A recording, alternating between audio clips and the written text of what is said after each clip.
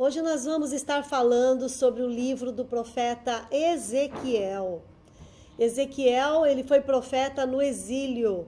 O povo de Deus foi levado de Judá para a Babilônia. Já tinha acontecido uma primeira leva de pessoas que Nabucodonosor levou para a Babilônia. Na primeira leva, ele levou Daniel, seus amigos, os nobres da terra. Na segunda vez, ano 597 a.C., eles levaram mais uma leva de pessoas como prisioneiros para a Babilônia. E no meio desse povo estava o profeta Ezequiel.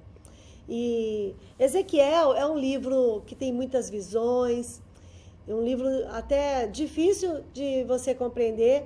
Você precisa estudar bem esse texto. Mas algo que eu gosto muito mesmo no livro de Ezequiel é saber que o povo de Deus, estando em outro país, longe do templo, longe de Jerusalém, aquela sensação de que eles estavam longe de Deus, e Deus provê profetas para estarem no meio do seu povo, isso mostra que Deus, ele se importa com o seu povo.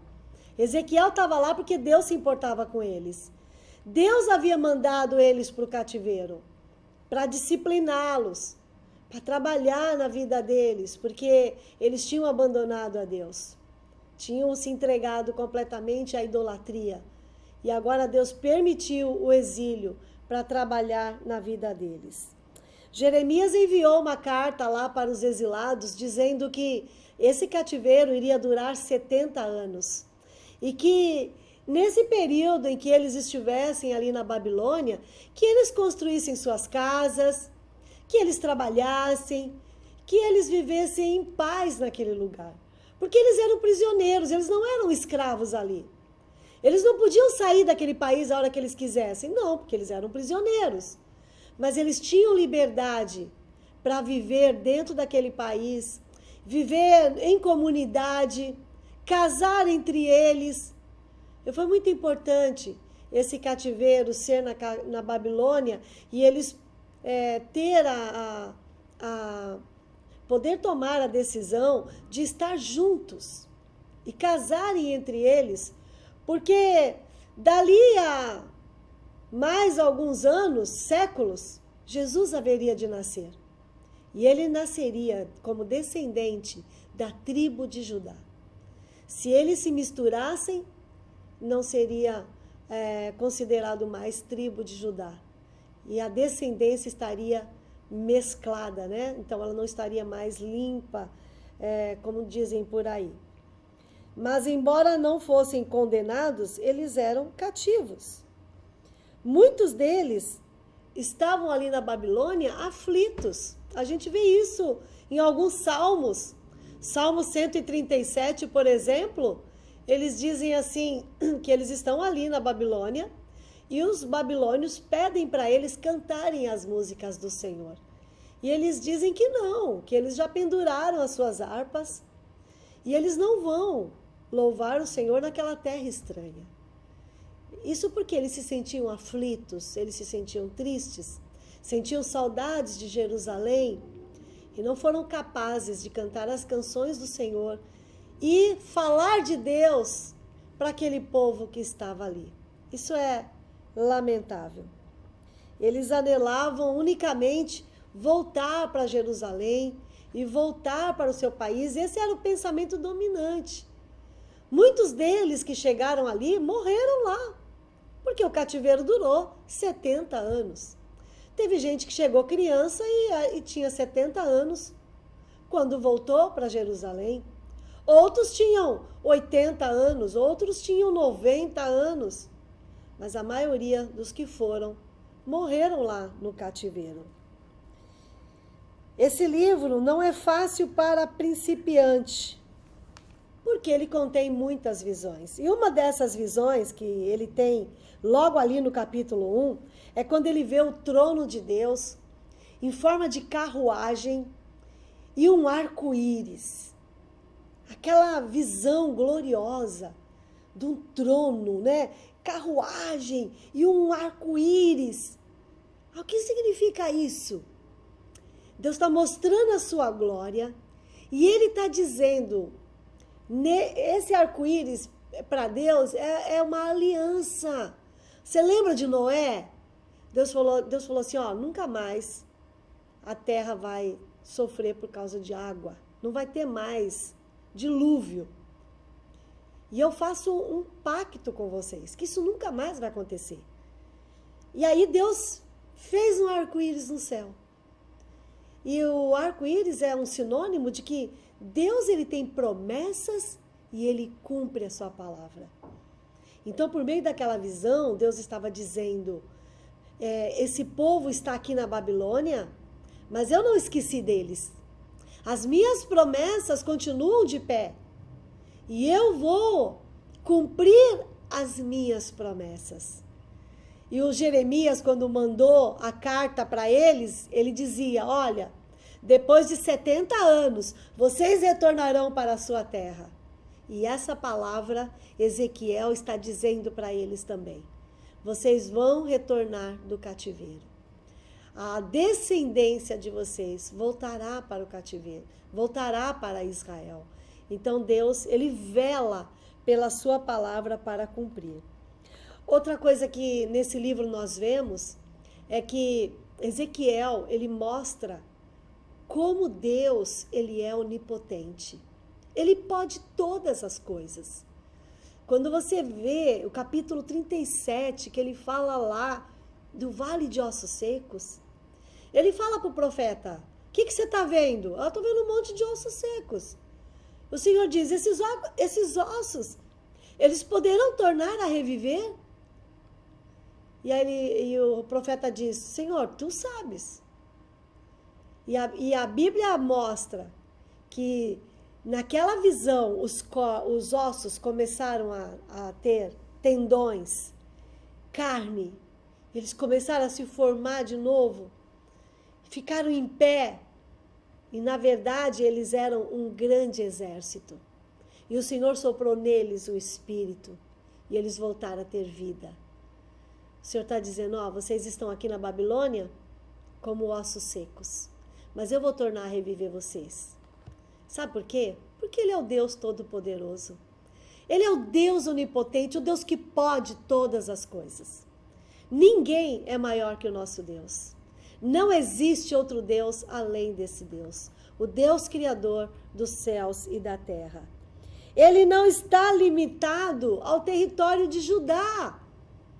Ele é o rei de todas as nações. Ele está com o seu povo lá na Babilônia. E ele espera que o seu povo fale dele lá na Babilônia. Ele espera ser conhecido de todos os povos. Mas eles não fazem isso. E o profeta afirma que eles são uma varinha, eles são uma madeira de vinha inútil, que não serve para nada, que só dá para ser queimado no fogo. Até lembro das palavras de Jesus, né, quando ele passa lá na videira, na figueira, e ela não tem fruto, e ele fala, seca. Não serve para nada a não ser queimado no fogo. E é verdade. É inútil, não serve para nada, a não ser para ser queimado. Deus espera que nós sejamos úteis na sua obra. Depois muda a imagem. E ele mostra, numa visão, Jerusalém como a esposa infiel. Sendo assim, ela deve ser punida. E Ezequiel, ele mostra isso, né, nesse capítulo, quando ele fala que Jerusalém é como uma esposa infiel. E esposa infiel, naquele tempo, ela era punida. E Deus está dizendo, eu estou punindo Israel. Deus estava punindo Israel. Estava acontecendo ali um juízo. Deus estava executando juízo no seu povo. Porque eles tinham abandonado a Deus. E quando Deus disciplina, é porque Ele ama, é porque Ele quer recuperar, é porque Ele quer restaurar. Se Ele não está disciplinando, não está tratando, não está falando, Ele já colocou de lado. Então, o Novo Testamento fala, o Senhor disciplina seus filhos, porque Ele os ama. Segunda coisa que nós vemos em Ezequiel é que ele apresenta Deus como um Deus santo. E a gente pode ver isso em todas as visões que ele tem, como a santidade de Deus, ela é nítida. E você consegue ver que ele está falando de um Deus que é santo. E que exige santidade do seu povo. E que exige que o seu povo seja um povo separado para ele. Nós não compactuamos com as coisas do mundo. Você pode estar na Babilônia, mas você não é um babilônio. Você não tem que viver as práticas de um babilônio. Isso acontece conosco. Eu estou no mundo, mas eu não sou do mundo. E eu gosto muito quando Jesus fala assim, eu estou no mundo, o diabo está por aqui, mas ele não tem nada em mim. Ele não tem nada em mim. E que nós cristãos possamos dizer que o diabo, ele não tem nada em nós. Nada. Em uma de suas muitas visões, o profeta, ele recebe discernimento sobre o pecado de adorar ídolos. E ele vê isso na vida de muitos líderes religiosos. O próprio exílio seria usado para livrar o povo de Deus desses atos idólatras.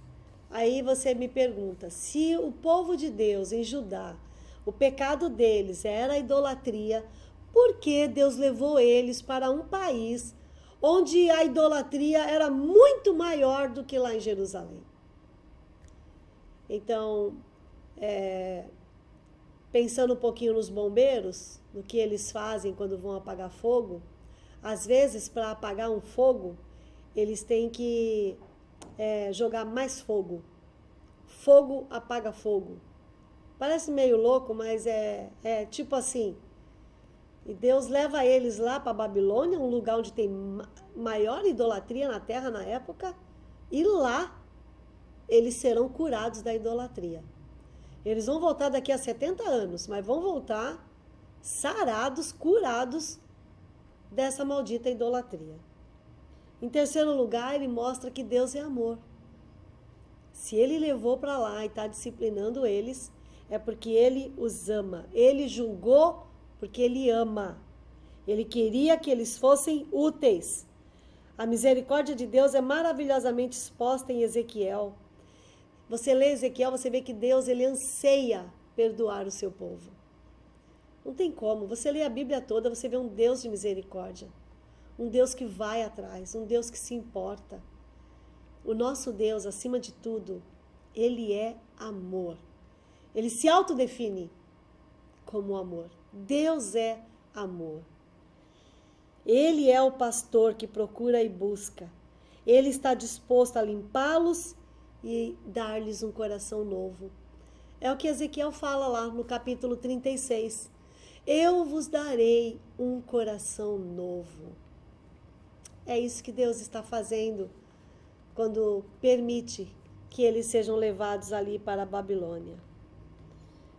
O livro de Israel não é tão fácil de entender, mas quando você começa a estudar esse livro, você começa a descobrir como esse Deus é maravilhoso.